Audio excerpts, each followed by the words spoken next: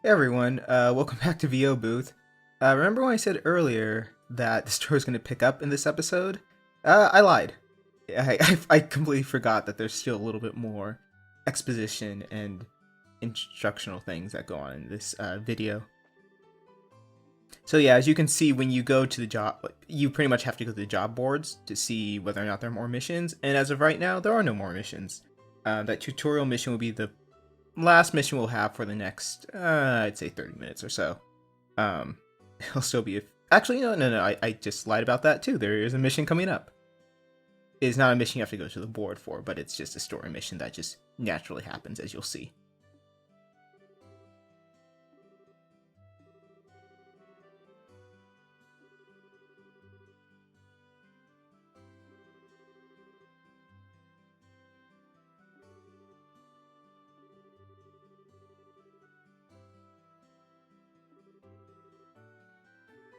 So yeah, this is a sexist little boy right here.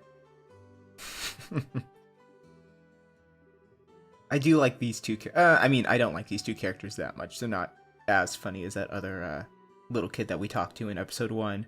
But I do like that they do have that the little kid dynamic of one of the kids is just really pushy, and then Pat, the really nice one, who isn't. It's just funny because when I was a kid, you'd always see dynamics like that in school where, there are two kids who had completely different personalities, and they still managed to be friends. And usually one of them was just kind of the initiator and made the more timid one actually do things. If I look back at my childhood, I was definitely the timid one, and my other friends were the ones who actually made me do exciting things. And this really happened all the way up until I was 18. Right before I went to college, I had friends who I stayed over at one of my friends' house with a bunch of other guys, and we were playing Guitar Hero for like a few hours.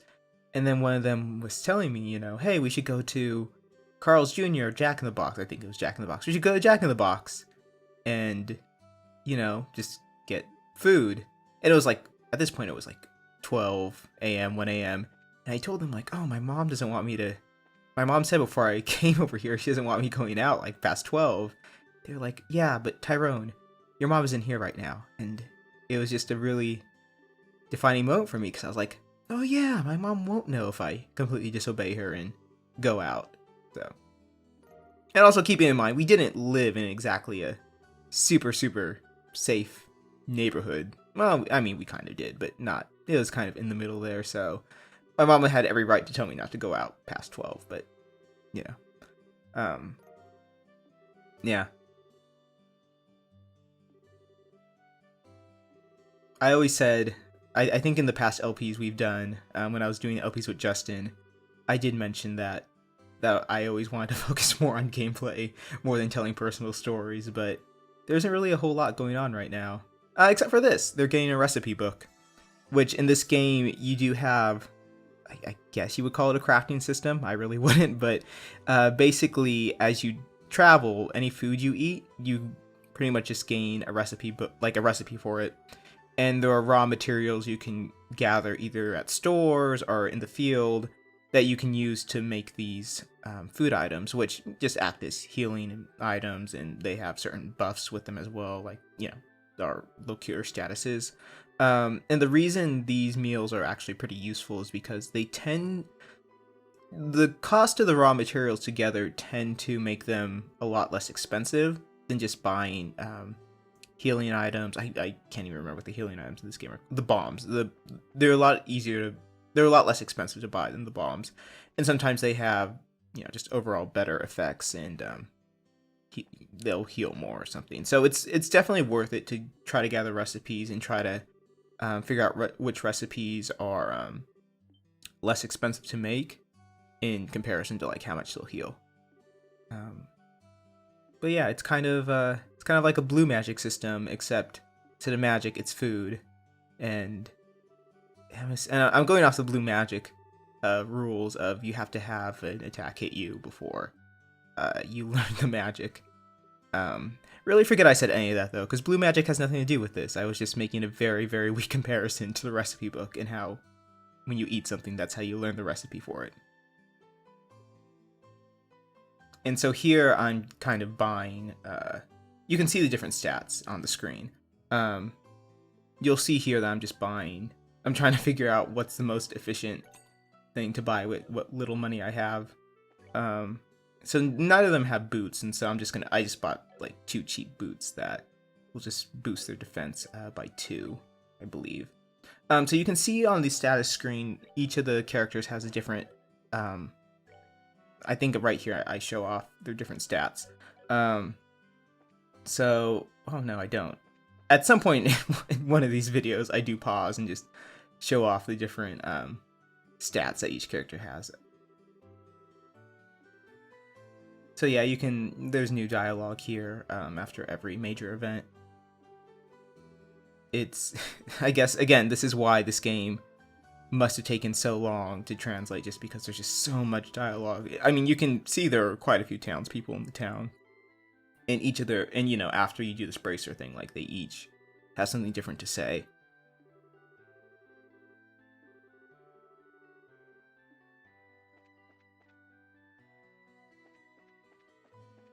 Oh yeah, and you can see here that there's, you can change the camera view.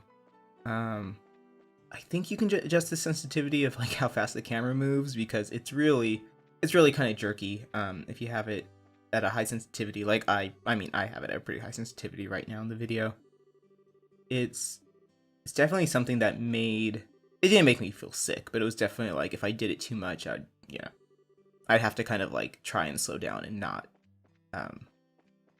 just kind of navigate the cities without adjusting the camera too much. But as you can see, like, because of just how, I mean, the city really looks nice, but as you can see, just based on how everything is positioned, you do kind of have to adjust the camera to see where you're going sometimes. Again, we talked to Claire because this little kid is awesome.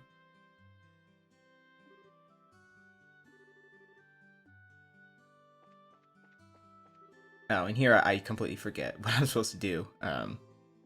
There are a few times in the game where it does force you to it will stop you from going ahead for story-related reasons, which I appreciated, because otherwise I would have had no idea what I was supposed to do.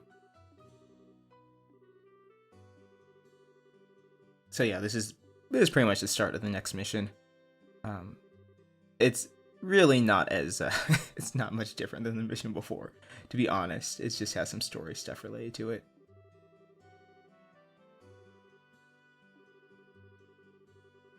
So yeah, those two little boys, Luke and Pat, they just both went to this tower, and now you have to bring them back.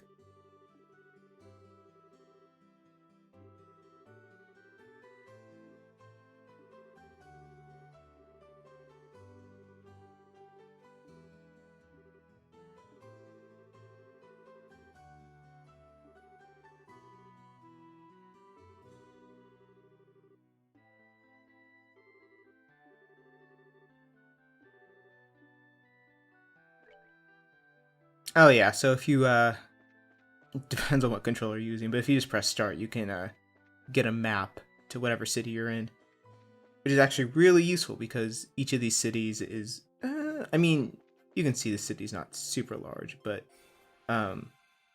you can see that when you go to new cities, it's a little bit difficult to figure out where everything is the first few times you go through.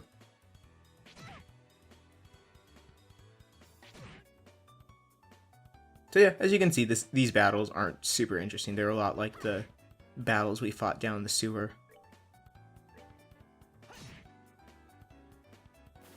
But you also can see that Joshua does a little bit more damage than Estelle, and so he's a little bit more reliable for getting 2-hit kills at this point in the game. You also can see that there's sort of a variable damage you do. It's not, you're not going to do the exact same amount of damage every single time you attack an enemy. This actually becomes a fairly big deal in the game, because sometimes you're not sure whether you're going to get a 2-hit or 2-hit KO or 3-hit KO on an enemy, and sometimes it's a little bit up to luck. Also, as you saw in this, oh, and there's a miss. So there you see that the miss rate is, I mean, again, it's not like you're going to miss every other attack, but you there are some critical misses you get throughout the game, and they're pretty unavoidable. I'd be curious to see a speedrun of this game, since I feel like you can't hit enemies as reliable as you would like.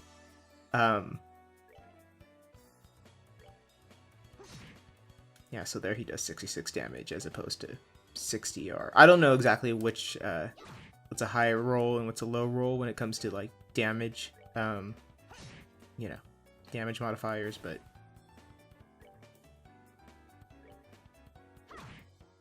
the one thing about Estelle that I'll bring up when I look at the status screen, I know at some point I look at the status screen, whether it's in this video or the next video, but there's a stat in this game called range, which is dependent on the weapon you're using.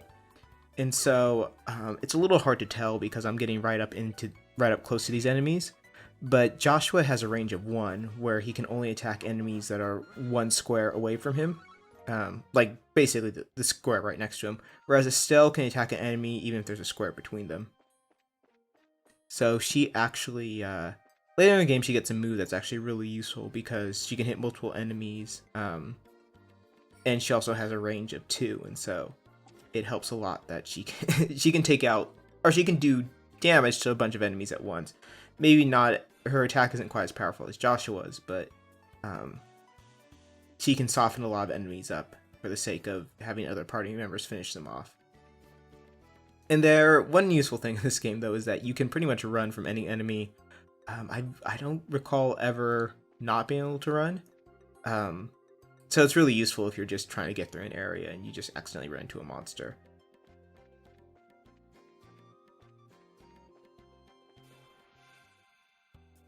So here I didn't...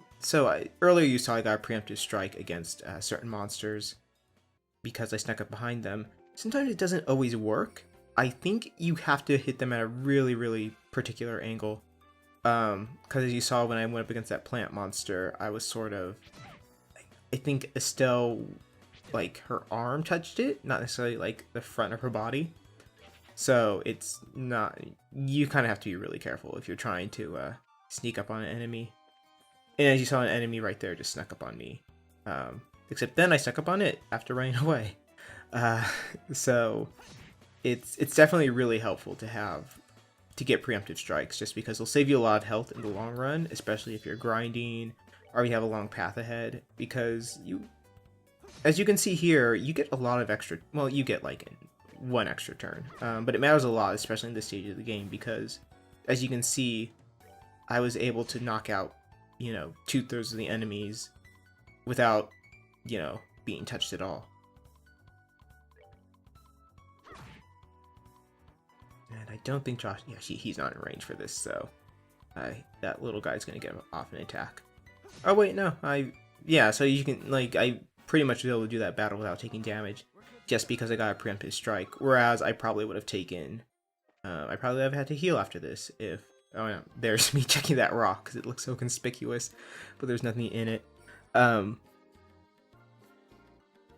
yeah, surprise attacks are pretty bad, just because they're guaranteed to usually hit you at least once, unless they all charge up attacks or something like that. And even if you run right away, you're still going to take some damage.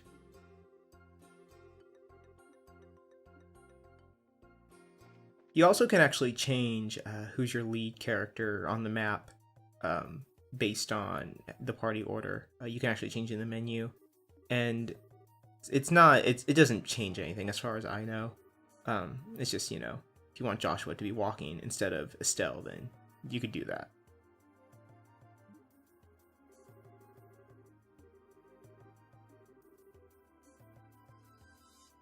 Cool. Okay. So we spent this episode getting to the tower, and so next episode we will actually, finish this quest. It's not a huge long quest. Yeah. So next time on VO Booth we'll finish the quest, and the story will progress. I can almost guarantee that next episode we're gonna get a little bit more to the story than just them messing around the city. Actual plot's gonna happen. So look forward to that. Bye.